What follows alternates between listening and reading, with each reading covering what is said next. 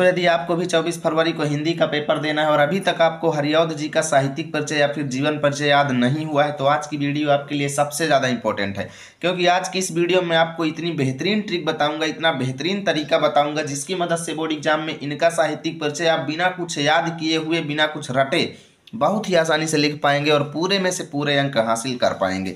तो चलिए बिना देरी के हुए आज की इस वीडियो की शुरुआत करते हैं और समझते हैं कि हरिऔध जी का साहित्यिक परिचय या फिर जीवन परिचय बना बना करके कैसे लिखा जाता है। जी हाँ दोस्तों, हम बना बना करके लिखना सीखेंगे बिना याद किए हुए, बिना रटे हुए। ठीक है, तो चलिए वीडियो की शुरुआत करते हैं। तो देखिए दोस्तों, कुछ स्टूडेंट ऐसे हैं जो ये 4 से 5 चीज़ें याद कर सकते हैं और कुछ स्टूडेंट ऐसे हैं जो इसको भी याद नहीं कर पाएंगे। तो भाई वो स्टूडेंट जो ये 5 चीज़ें याद कर सकते हैं, ये तो मान लो कि आपका पूरा में से पूरे अंक कंफर्म है, आपका एक भी अंक नहीं कटेगा, क्योंकि दोस्तों ये 5 चीज़ें याद करने के बाद फिर आपको पूरे में से पूरे अंक हासिल करने से कोई नहीं रोक सकता। और जो लोग याद नहीं किए हैं दोस्तों, याद कर लीजिए। अगर नहीं याद होता, आप इसको भी याद करने में सक्षम नहीं है, तो वीडियो में अंतिम तक जुड़े रहें, आपके लिए भी स्पेशल तरीका मैं लेकर के आया हूँ, लास्ट में बताऊँगा। ठीक है, तो चलिए शुरू करते हैं और इसकी मदद से मात्र इन 5 चीज़ों की मदद से इनका पूरा साहित्यिक परिचय बनाना सीखते हैं। तो सबसे पहले हम लिखेंगे दोस्तों कि अयोध्या सिंह उपाध्याय हरिऔध जी का जन्म जो है 1865 ईस्वी में निजामाबाद में हुआ था। चलिए लिखते हैं। देखिए मैंने लिख दिया कि अयोध्या सिंह उपाध्याय हरिऔध जी का जन्म सन 1865 ईस्वी में निजामाबाद में हुआ था। ठीक है, 2 चीज़ों का हमने उपयोग कर लिया है। अब उसके बाद यहाँ पर लिखेंगे कि इनके पिता का नाम भोला सिंह उपाध्याय और माता का नाम रुक्मिणी देवी था। चलिए भाई इसको भी लिखते हैं। देखिए मैंने लिखा कि भाई इनके पिता का नाम भोला सिंह उपाध्याय एवं माता का नाम रुक्मिणी देवी था। ठीक है भैया, अब यहाँ पर हमने 4 चीज़ों का उपयोग कर लिया है और बचा है मृत्यु। इसको हम लास्ट में उपयोग करेंगे। ठीक है, तो इसको हम साइड कर देते हैं, इसका काम खत्म है। अब आपको दोस्तों क्या करना है, यहाँ पर हेडिंग बना लेना है तुरंत, साहित्यिक परिचय। ठीक है, तो चलिए मैं हेडिंग बना लेता हूँ। तो देखिए दोस्तों, मैंने हेडिंग बना लिया साहित्यिक परिचय। ठीक है, अब यहाँ से हम इनका साहित्यिक परिचय बनाना शुरू करेंगे। ठीक है, मेन चीज़ हमें फोकस इसी में करना है और इसको मैं बिना रटे, बिना कोई चीज़ देखे हुए आपको बनाना सिखाऊंगा, कैसे आप इसको बना करके आएंगे बोर्ड एग्जाम में। ठीक है, तो यहाँ पर हम सबसे पहले लिख देंगे दोस्तों कि अयोध्या सिंह उपाध्याय जो थे ये द्विवेदी युग के एक सर्वश्रेष्ठ कवि थे। ठीक है, तो इसको लिखेंगे कि हरिऔध जी द्विवेदी युग के एक सर्वश्रेष्ठ कवि थे। ठीक है, चलिए इसको लिखते हैं।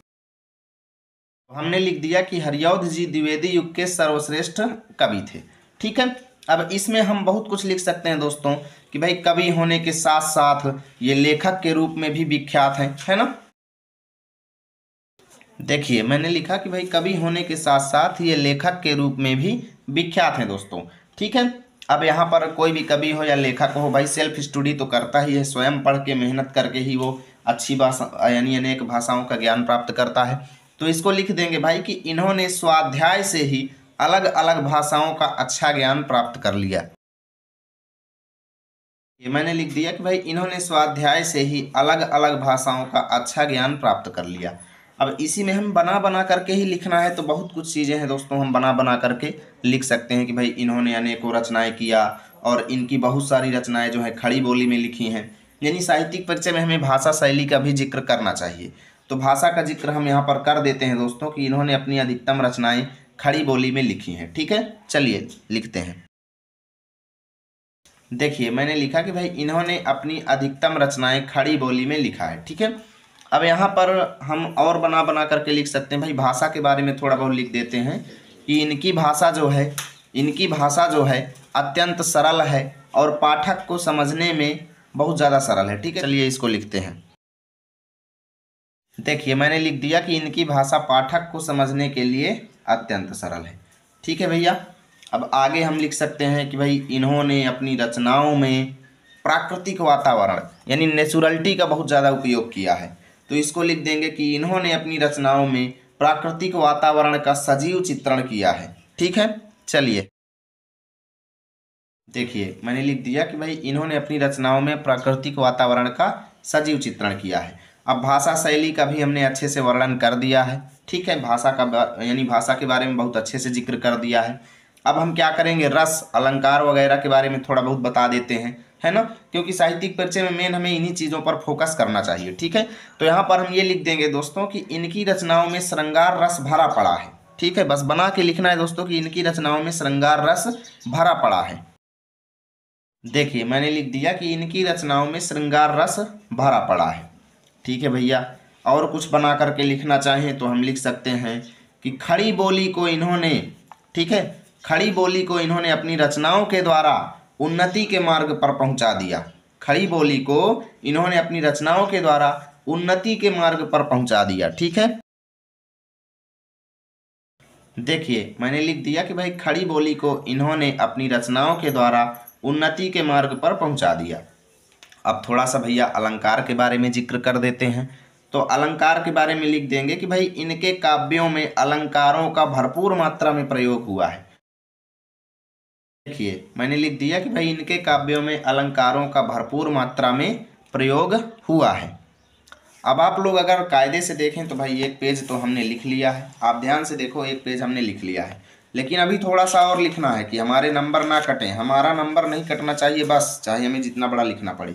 ठीक है, तो और लिखने के लिए अब इसमें हम ये लिख देंगे दोस्तों कि इनके काव्य जो हैं काव्य सौंदर्य की दृष्टि से परिष्कृत हैं, या कह लो ऐसे लिख लो कि इनके काव्य जो है, इनकी कविताएं जो हैं काव्य सौंदर्य की दृष्टि से उत्कृष्ट हैं, यानी काव्य सौंदर्य के सारे तत्व तो इनकी कविताओं में विद्यमान हैं, है ना। चलिए इसको लिखते हैं। देखिए मैंने लिखा कि इनके काव्य सौंदर्य की दृष्टि से उत्कृष्ट हैं।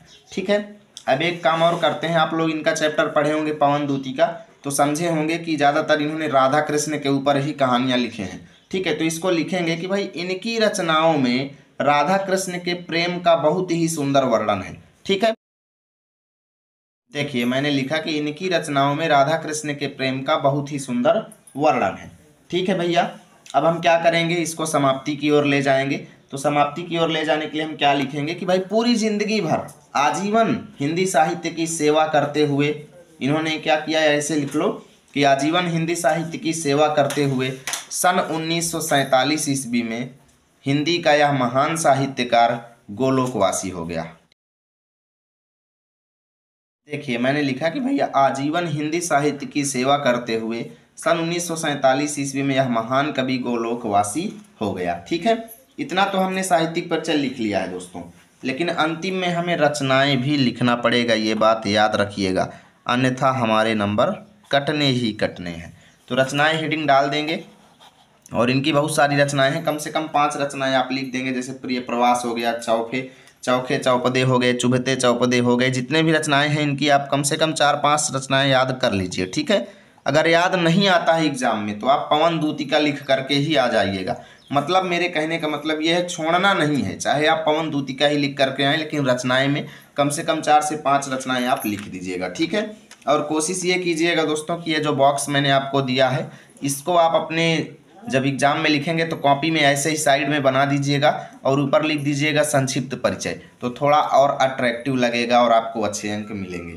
तो इस तरीके से आपको इनका साहित्यिक परिचय बोर्ड एग्जाम में लिखना है, कोई भी आपका एक भी अंक नहीं काटेगा, ये मेरी गारंटी है। यदि वीडियो अच्छी लगी तो लाइक कीजिए, दोस्तों के पास शेयर कीजिए। मिलेंगे आप सभी के साथ अगली वीडियो में, तब तक के लिए जय हिंद जय भारत।